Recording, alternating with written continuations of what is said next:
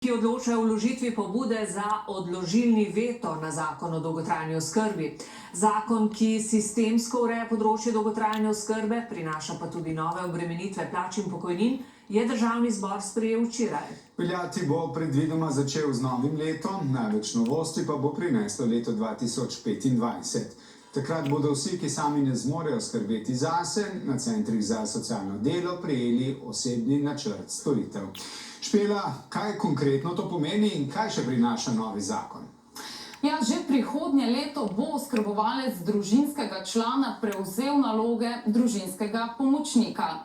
Centri za socialno delo bodo tistim, ki bi denimo pomoč potrebovali samo nekaj ur na teden, izrisali osebni načrt storitev, kar pomeni, da jim ne bo treba v dom starejših oziroma ne bodo več prepuščeni sami sebi, tako kot danes.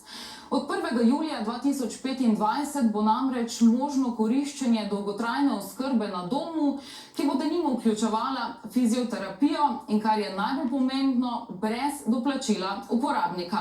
To je tudi dan, ko bomo pričeli plačevati nov davek, zaposleni in delodajalci vsak po odstotek od bruto plače, upokojenci odstotek od neto pokojnine, samozaposleni in kmetje pa vsak po 2% od prejemka.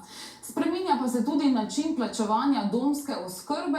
Od 1. decembra 2025 bo uporabnik plačal samo hotelske storitve, torej posteljo in prehrano, dolgotrajno oskrbo pa bo pokrilo zavarovanje.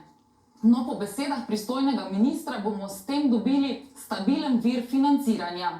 Od novega davka država vsako leto pričakuje približno 620 milijonov evrov, 190 milijonov pa naj bi zagotavljal proračun. No in če bo denarja do leta 2028 zmanjkalo, bodo uporabniki takrat morali plačevati še dodatnih 10% od vrednosti storitve. No in kot pravijo pristojni, si seveda tega ne želijo in velja to le za skrajno rešitev. Hvala, Špela. Hvala. Rusija